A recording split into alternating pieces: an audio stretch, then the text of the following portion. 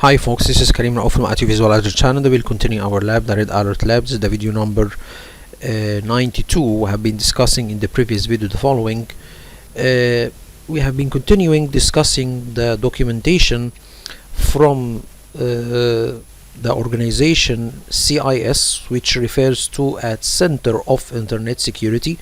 This is a non-profitable organization that issues a lot of recommendations concerning the security of applications, security of software, security in general, and one of these documentations is how to protect yourself against cybersecurity attacks. We have been discussing now for 3 videos this important documentation, which is named Critical Security Controls version 8.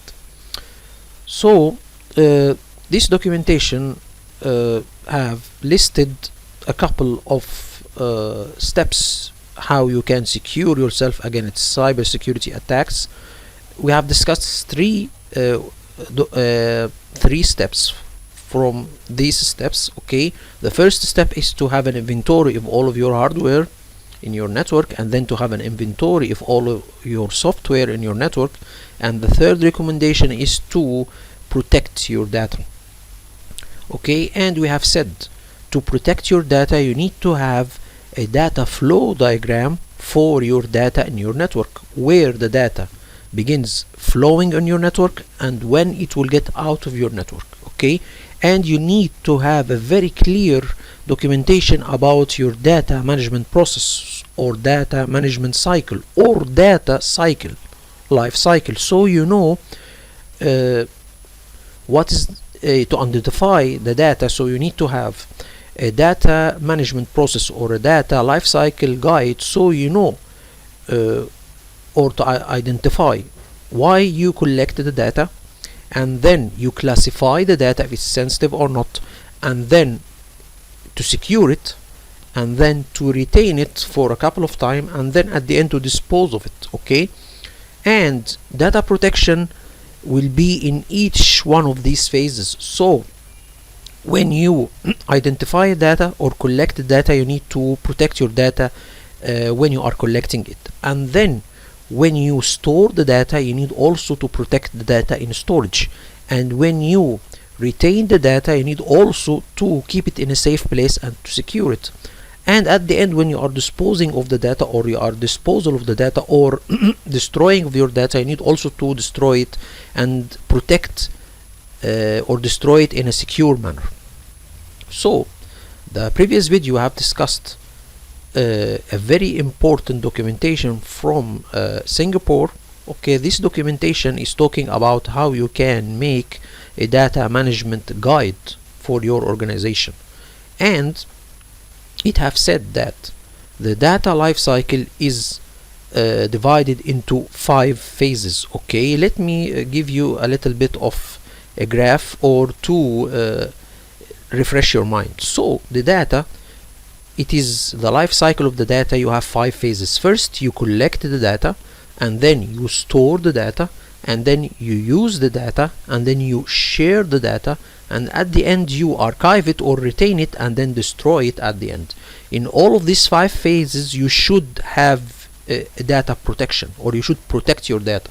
Okay, so this is why I am discussing this data life cycle. So because data protection doesn't mean that you only secure the data when it is stored. No, you secure it when you are collecting it, and when you are using it, and when you are sharing it, and when you are destroying it.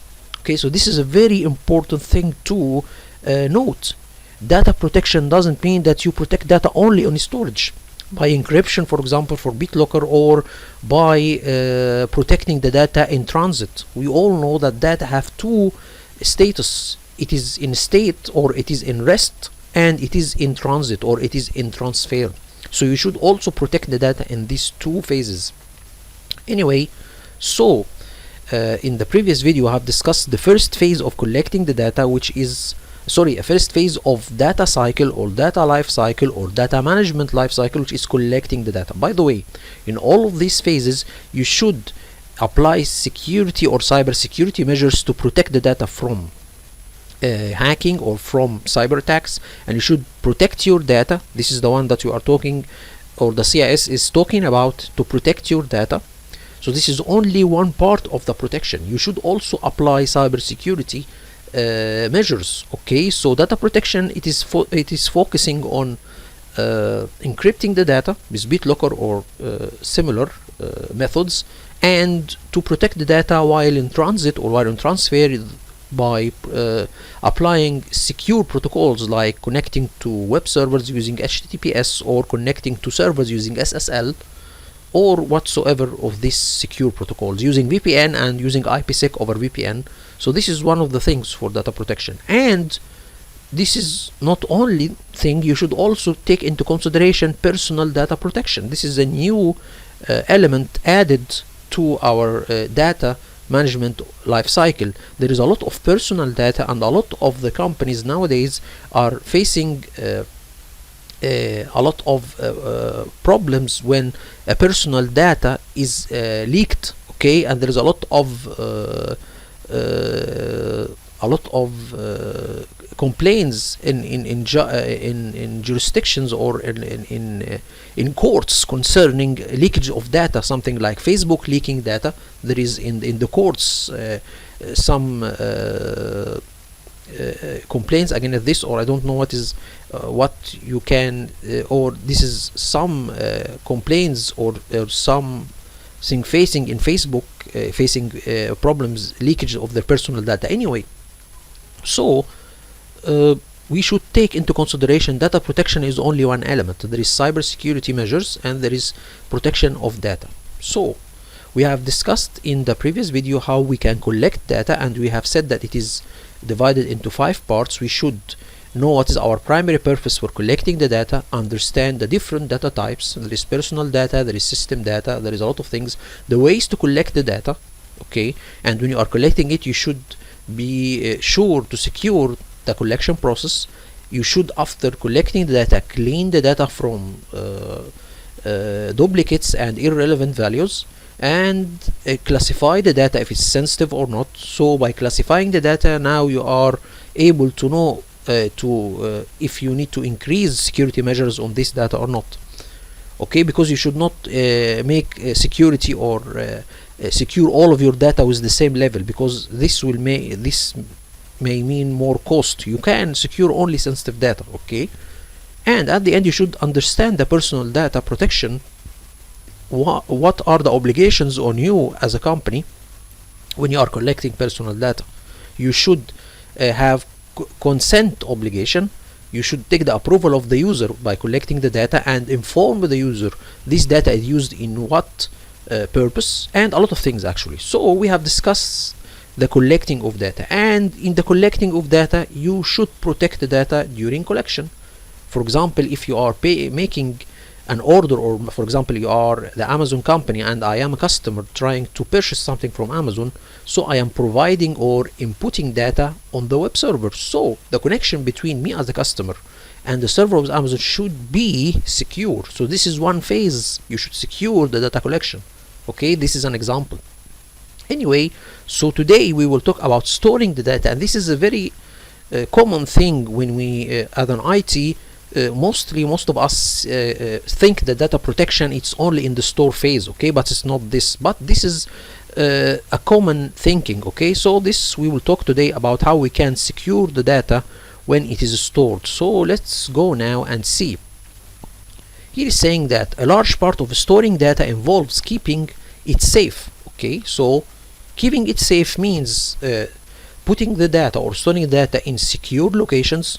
Maybe, for example, putting your file server or file shares in a data center so it's physically secured, and to secure it digitally or secure it from a software perspective, to put it or to encrypt it with BitLocker. So cybersecurity is the practice of protecting critical systems and sensitive data information from digital attacks, regardless of whether data is at rest, it is in storage, or it is transferred, or it is in motion, travels to, from, and within the cloud. For example, in a hybrid situation, for example, when you are saving your data on the cloud, so the data is going from and to your internal network to the outside network. So you should transfer or you should protect the data during transfer. So in this chapter on store data, he's recommending us to put the data. If you will consider storing data on the cloud, there is some benefits from using or from advantages of storing data on the cloud. By the way, this chapter or this phase of collection of storing of data is divided into 5 steps. First of all, understand the advantages of storing data on cloud. So he's recommending to store your data on cloud, maybe Azure, maybe AWS. Choose a suitable cloud service provider. So what is how I can choose, or how I can choose between different cloud service providers? What is the criteria for choosing the cloud service provider? Understand ways to protect your stored data. We'll talk about this. Maybe here he's talking about protecting stored data, about encryption or other methods. We will see that. Understand personal data protection. So while you are storing data, you are storing personal data. So you should focus more on increasing protection or stored personal data. Anyway, he's saying first, understanding, or we discussed the first step or the first point, understanding advantages of storing data on cloud. Create greater mobility, so you can access this data from any place in the world. On the contrary, when you are saving your data within your internal network, you should access it from inside your company, or from outside. You will have or you should implement a cost solution for making VPN and secure it, and this will make more cost on you. But if you are storing your data on the cloud, for example, maybe Azure or Google Drive or maybe OneDrive, this is easy. You can access it and it's not costly at all, or it is less costly where comparing when you are trying to access your data using VPN. Anyway, from outside your network, of course. So the first thing for advantages using a cloud storage is greater mobility, so you can access it from any place in the world. Greater efficiency. So here, greater efficiency, you are not putting, or you are not worried about protecting the data. Protecting the data, it is done by the CSP or the cloud service provider, and the maintenance of the servers this data on is also the main concern of the cloud service provider. So you are not making maintenance to the file server or to the storage, saving your data, and your cloud service provider will take into consideration protecting the data. He is obliged to protect your data, and if it's not protected or there is leakage, he will be accountable for it. So here is saying that cloud service providers account for maintenance of the server or the file server contains the data, up-to-date data software. So if this data is saved to a storage, maybe he is accountable for updating the storage software, or if it is on a file server that runs Windows Server, he is obliged to update the Windows Server. Okay, securing this data, he will be obliged to encrypt the data or to save it, for example, and also disaster recovery. So if this data is lost, or for example, if this data is on a cloud server, he is accountable to make this data available for 24/7. So if one of his servers is down that contains your data, he has a disaster recovery to have your data copied or transferred to another server, or to have a backup of your data. So this is also one of the things, or one of the advantages for using cloud service providers for saving that. And your agency can free up IT resources to focus on organizational needs. So you do not bother yourself for securing or making file server to put your data on. He will give you this option, and it will be less costly for him. Okay, for the cloud service provider. So first of all, we have greater mobility, greater efficiency, and greater scalability. Okay, so the greater scalability means here that all of the cloud services are having a concept of on demand, so something called on demand service. So for example, this is one example. If you are asking for example 100 gigabyte as storage, okay, to put all your data on, and then so you paid for the 100 gigabyte storage, and then your data, for example, was less than 100 gigabytes, so you need less space, so you will pay only for the space that you use. Okay, this is on the contrary not the same situation when you are having a file server, for example, and you have purchased a hard disk 100 gigabyte and you put all your data on.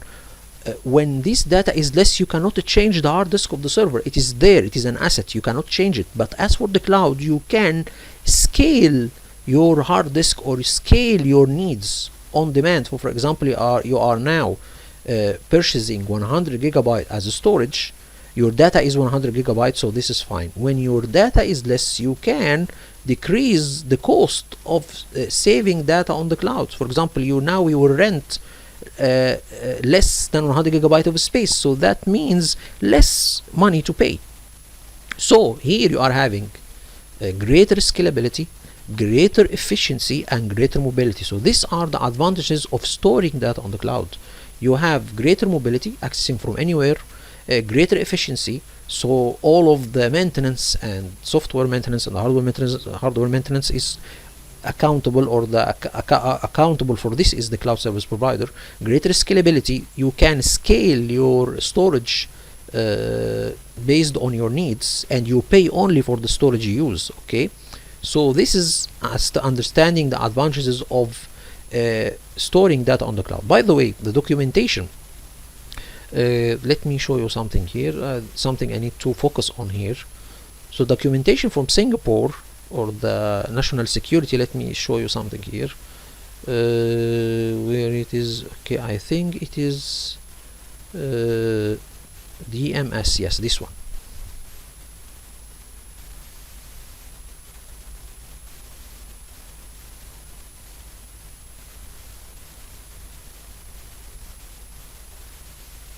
Just wait for a moment.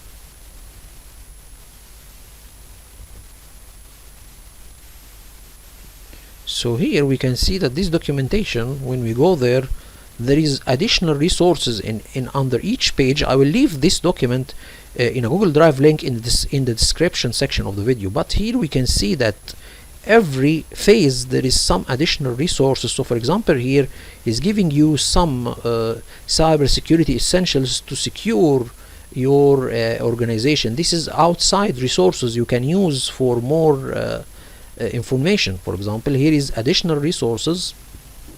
Every step in this documentation you can use additional resources. He give you, for example, some differences or key differences between, for example, cloud and on-premise server storage. So you can compare between saving your data on premise or saving it on the cloud, and the pros and cons for using cloud service providers. This is also one thing. So I urge you all to check the documentation and see the additional resources. They are very useful. Anyway, so let's continue. Just close this one. So let's continue here. Now this is the advantages of using or storing data on the cloud. The next step is to choose a suitable service provider. Here, in deciding on your cloud service provider, agency should be aware of the security and compliance challenges that are unique to cloud computing. So you should know or you should study your cloud service provider. So for example, the first thing, ensure your cloud provider is compliant with Singapore standards. So because this documentation is from Singapore, so the cloud service provider should be compliant with the Singapore government rules or standards concerning securing the data. Okay, this is talking about this one. Obtain a copy of the multi-tier cloud security. So you as a or the cloud service provider in Singapore, you should be in compliant with the rules and standards for securing and storing data in the country you are residing in, or the cloud provider service is residing in. So the first thing you should know, or your cloud service provider should be in compliant with the security standards in your country. This is the first thing. And then perform risk assessment and ensure CSP has baseline security controls in place. So he is restricting on or focusing on that the security standards or controls for this cloud service provider. You should study his security controls. For example, request CSP to present his cybersecurity and data protection measures. So you should have a presentation from the cloud service provider about what methods he is using to protect himself from cybersecurity attacks, because your data will be on the cloud, so this is more risky. So you should have more security measures, and you should be informed about these security measures. Consider internal systems integration needs. Your agency should be aware about the conductivity aspect and whether the inspected software is compatible, or consider upgrades. So one of the things for storing data on the cloud, that you are connecting from a PC or a hardware from inside your network to the cloud. So the connection to get your data, so the connection between your inside asset and the outside asset, which is the cloud, this should be secure. And if your software on your hardware that you are in your network that you are trying to use to connect to the outside asset needs to be upgraded, then you should take that in consideration. So for example, I'm giving a small example. If you are connecting to an Azure cloud storage, and for example you are connected to this storage from inside your network on a PC that contains Windows 7, for example, this is not secure, or this is not secure, or this is not a good method, because Windows 7 is expired. So, and it contains a lot of security holes. So you should change the operating system on your hardware, upgrade it to Windows 10, and then use it to connect to the cloud. So this is one of the things you should communicate with your service cloud service provider, and ask him about the recommendations and the security measures that I should apply in my internal network. So the connection between my internal network and his cloud service should be secure. So this is one of the things also you need to consider. An existing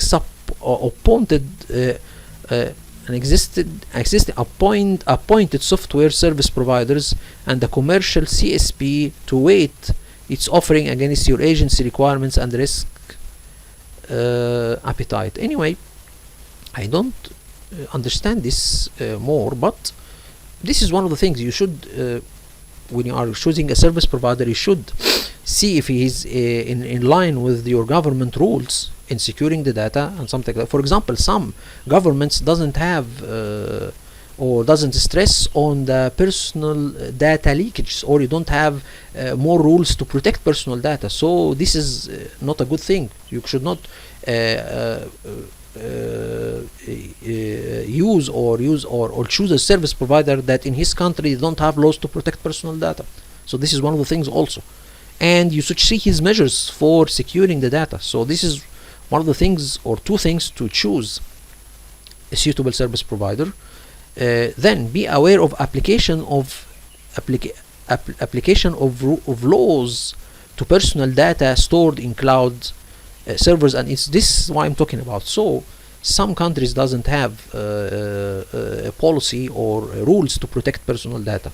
So this is one of the things also. If, for example, you are using a service provider in a country that doesn't protect personal data, so this is not suitable to be used. Okay, ensure adequate security protection for personal data under your agency possession, and that's ethical, professional. That all ethical, professional, and legal obligations are maintained. So one of the things also, if you are using a service provider, you should also know what will happen if there is a leakage for your data from his side. So if, for example, if the cloud service provider storage was hacked, what he will be accountable for?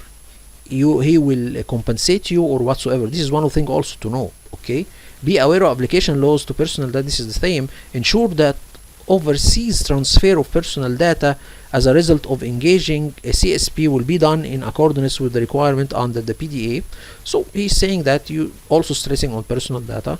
CSP should transfer data to locations which is compatible with data protection regimes or has legal enforcement obligations to ensure. Okay, he's saying here that you should take care that your cloud service provider should protect your personal data, and even if he is transferring data from his side to other sides, okay, he should make sure that the other sides he is transferring the data to are having laws to protect personal data. So in short, there are three things when you are using or you are choosing suitable cloud service provider. First of all, she should be in compliant in compliant with the standards and security measures in the country that he is having the service or he is providing his service from.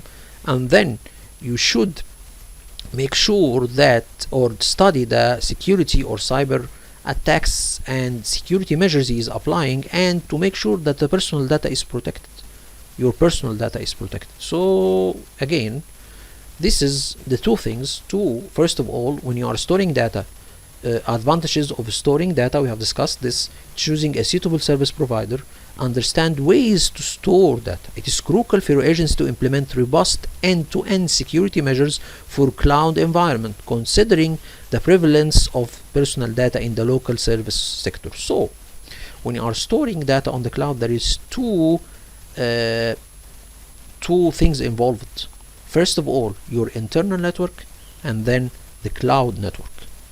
And a third thing is the connection between you. So there is the internal network, the cloud network, the connection between the internal network and the cloud network. So the cloud service provider will protect his data from his side, and you should protect your devices and your data within the premises, okay, within the premises, and the connection between your asset and the cloud should also be secure. So this will be concerned, or this you should study this with the cloud service provider. So the cloud service provider will secure the data from his side, and you will secure your assets that are used to connect to the cloud data. You will secure it, and the connection between you and the cloud service provider should be studied between you and the cloud service provider. So he's saying here that you should implement end-to-end security measures. So end-to-end, we mean from your device end to the cloud end. This should be secure. When protecting data residing in end-to-end points, for example, laptops, mobiles, Internet of Things, on-site server storage and equipment, your agency can adopt techniques such as implementing physical safeguards, conducting regular testing, and protecting assets to store systems. So for example, if you are using your laptop, okay, from a cafe or internet cafe, for example, and you are using public internet to connect to your cloud storage to get your data, then this laptop should be secure. You should be, as an IT, protect your assets. Okay, you should protect BitLocker on the laptop. You should protect a lot of things actually on the laptop, and not only the laptop, mobiles or Internet of Things. So you should understand the ways to protect your stored data. Protecting stored data doesn't mean only protecting it when it is stored on the cloud service provider servers, but to protect it while in transit between you and your cloud service provider. So let's see or understand the ways to store your data. First of all, we should have a method to protect our end-to-end devices. The laptops used to connect to the cloud, the mobiles that are used to connect to the cloud, we should secure these devices. So if they are stolen, they will not be able, or the hacker will not be able to use them to hack your data on the cloud. So for example, endpoint devices refer to a section. So there is a documentation provided by Singapore government how you can secure end devices like portable devices like laptop or mobile phones. There is this documentation. Okay, I can show you all this documentation. It is here. Let me show you. So this is another recommendation. I will put it also in a Google Drive link. So let's open it. Here also, this is a documentation or how you can secure personal data in electronic medium. Electronic medium here means laptop or mobile devices. So this is documentation how you can do this. Okay, you can read it if you need. Let me close it. And there is also a lot of documentations here, data protection for securing electronic personal data. So on securing electronic personal data, this is how you can secure your data when it is residing on a mobile phone or cell phone or portable devices. So this is also good documentation. I urge you all to read them if you need how you can secure your data on end devices. Okay, computer networks. So you should, as I said before, you should secure your internal network, because it will be used, or the devices in this internal network will be used to connect to the cloud service. So you should secure your internal network. So this is things: secure endpoints, which is portable devices; secure your computer network, which is PCs, servers, firewall, and so on. So these are the things. And access control, you should also, one of the things to protect your stored data is to know who has the access rights, or assign the suitable, or assign the users, how you can assign the users to access the suitable data for them. So for example, you can assign accounting team to access account data, or accountable or financial data. So you can, for example, assign IT team to access the IT data information. So this is, we mean access controls. And also there is documentation for access controls. So again, storing data, you need to you can store data on premise or on the cloud. Here he is suggesting that you can store it on the cloud, because it's more easy to do this, and it's less cost, and it is more secure, because securing the data and maintaining the data and maintaining the servers and the software for the storage, this will be on or the cloud service provider will be accountable for this. Okay, and then you should understand the ways to protect your data. You should protect data from one end, or on your end devices, and protect it from your internal network, because the cloud service provider had already all of these measures implemented. You should secure your internal network, or the devices that will be used to connect to his cloud storages. Okay, so the third thing is to understand ways to protect data.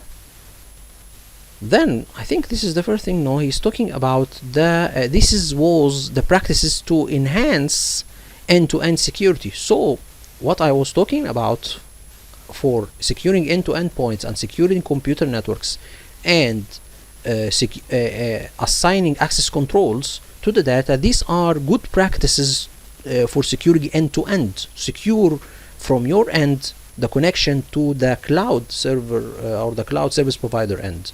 Then we will go to the methods for protecting the data. First of all, the encryption. We all know, let me go another thing here. We all know the encryption. We can use encryption, protect stored data from being accessed by unauthorized parties through the process of encoding information. You essentially should ensure effective encryption. So encryption, we all know, using the BitLocker or other methods. And encryption of data will be on rest. We know that we can encrypt the data when it is stored by using BitLocker, and should be encrypted on the database. If you have database, for example SQL, the database should be encrypted, and the application accessing the database should decrypt the data when he is recording it. So for example, if you have a web server and some data are inputted through the web server, and the web server needs to access the database to record these inputs, then he should decrypt, or he should encrypt the data before storing it. Okay, so he should encrypt it and then store it, and then if he needs to read it, he needs to decrypt it and then read it. So this is database. You should encrypt on the database, transparent to application before storing data in database. Decryption of the application is required after retrieving data from database. So you can encrypt the whole database. This is fine for me. And if there is an application that is trying to access the database to store data or to read data, then this should also be done with the encryption key. So if you are reading data, you should decrypt the data and then read it. If you are recording the data or inserting the data, then you should encrypt it and then insert it in the database. Okay, so this is security measures. He's saying here, once your agency found a suitable CSV or service provider and secure the environment from harmful intrusions, this is what I'm talking about, end-to-end security measures. Safeguards against human errors should be implemented to protect confidentiality, usability, and integrity by establishing internal information whatsoever. Anyway, So this is the way we can protect stored data. Protecting stored data means protecting the data itself, and protecting stored data protect the devices that are accessing the stored data. Okay, this is two things. Now we go to the encryption, and then there is a method called hashing. This is also used with the encryption. Facilities of storing data items. This is what we mean by hashing. Facilitates the storing of data without necessarily reading them again, passwords and whatsoever. So it is hashing. Hashing is also a method of encryption. Okay, I consider this like this. So you can use encryption and hashing to protect your data. This is very familiar. We all know hashing.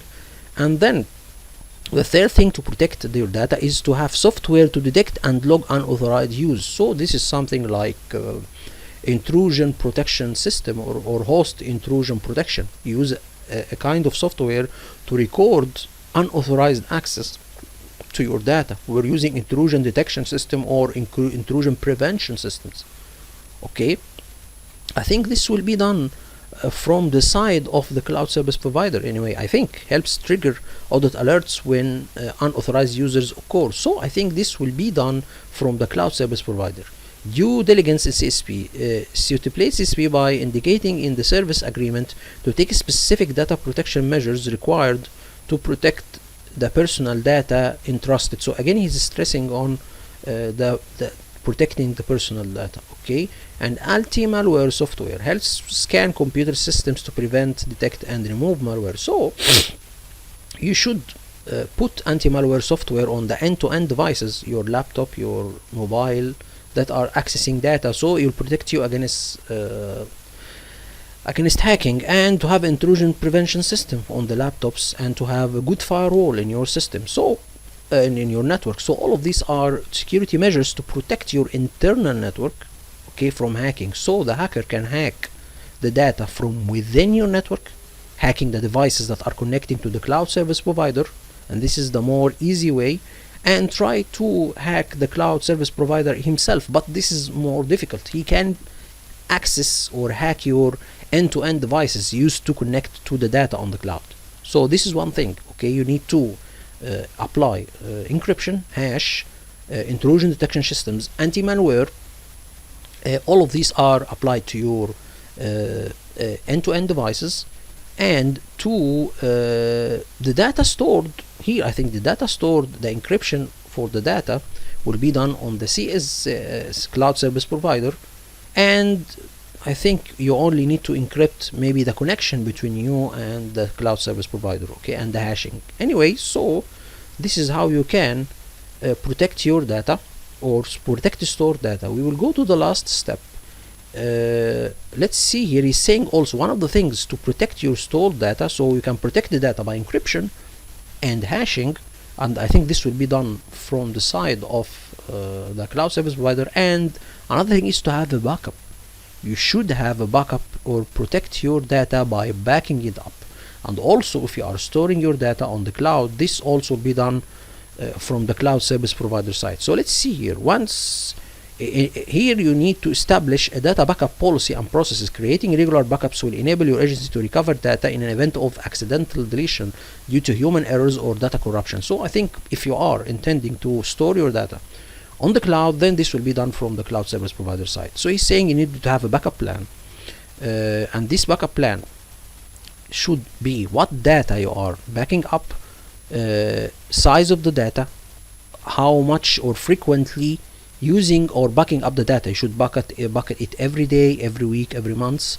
Storage of the backup data, where it will be stored. So all of these you should do if you are storing your data on premise, or you storing it within your service. But if you are using cloud service provider, these are all services you pay for, so the cloud service provider can do all of this. So you can pay for the cloud service provider to back up your data, to encrypt your data, to do all of these things from his side, but you pay and he will be accountable for it. Okay, but from your side you should secure your end-to-end devices, encrypt the connection between your end-to-end devices to the cloud, and secure your internal network in general, putting on your mobiles and your laptops anti-malware and intrusion detection systems, so you can protect your end-to-end devices when you are using them to connect to the cloud. So let's, I think, go to the last step here, or the last thing.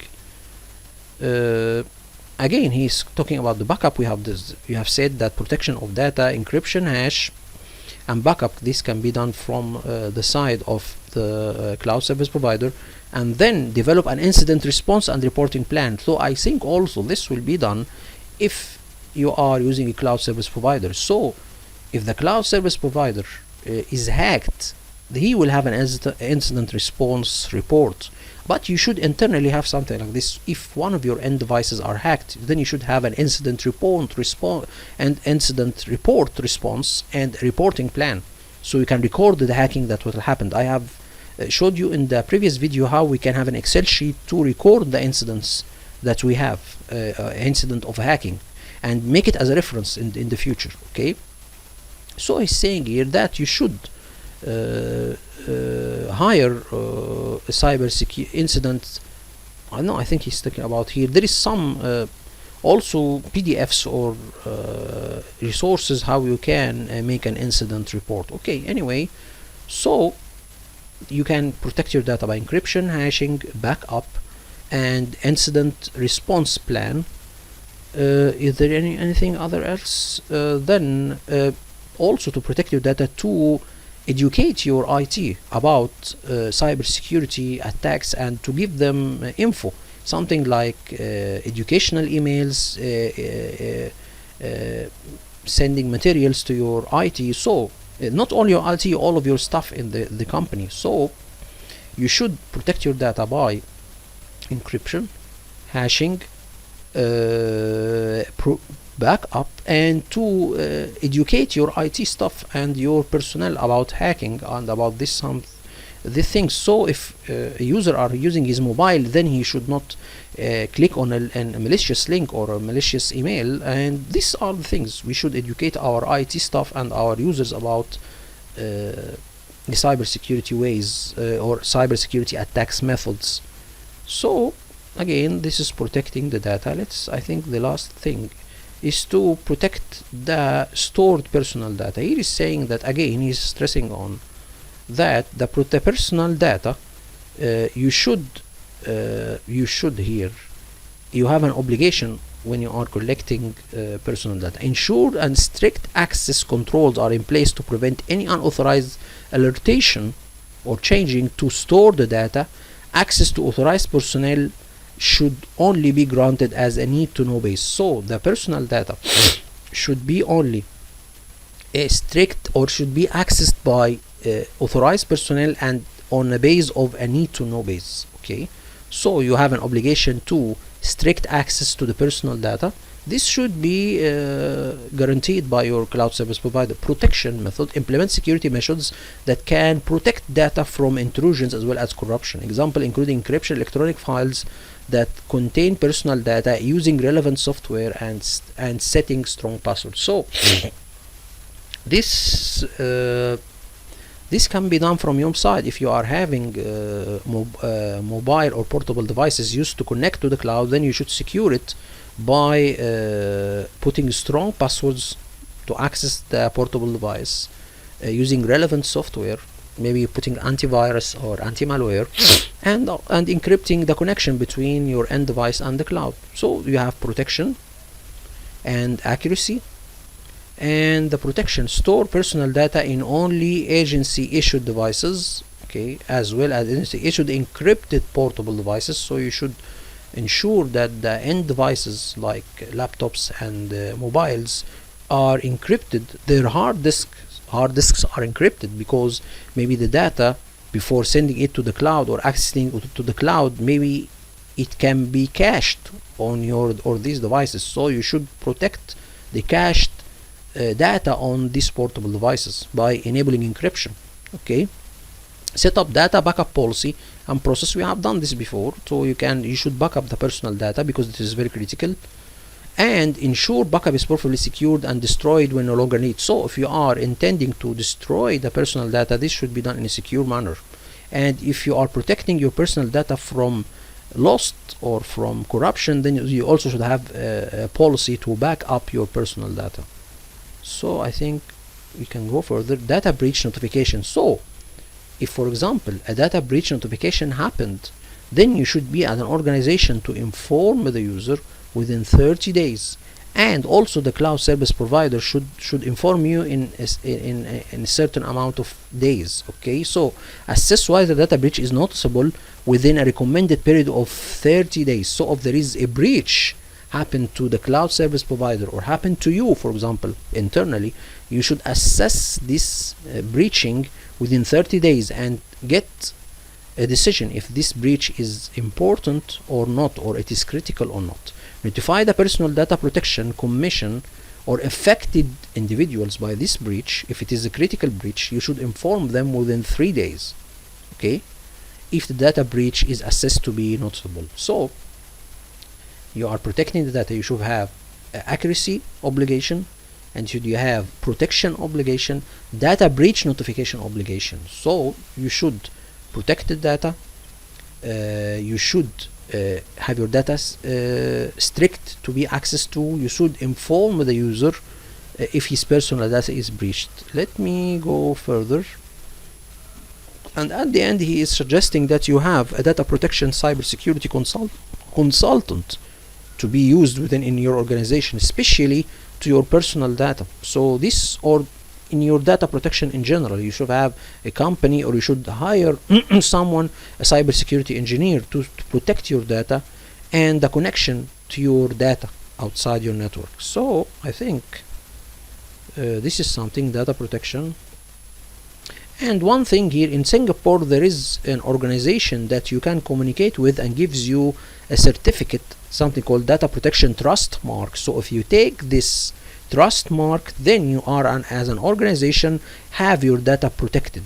Okay, something like a badge, something like, if you have this badge, then you are confirmed to be a trustworthy company and your data is protected, something like the ISO, or something like having the ISO certificate. Okay, so I think this is also good. So we have reached our end. Then we have all of our, or this is our the three. Let me go again and get you the steps. So we have discussed how we can store data. Then we need to understand advantages of storing data on the cloud, the first thing we have discussed, and then choose the suitable cloud service provider, understanding the ways to protect your data, understand the personal data protection. So we have discussed until now collecting the data and storing the data. At the upcoming video we'll learn how we can use the data and how we can protect it during processing or during using. Hope this video informative for you all, and thank you all for viewing. Thank you so much.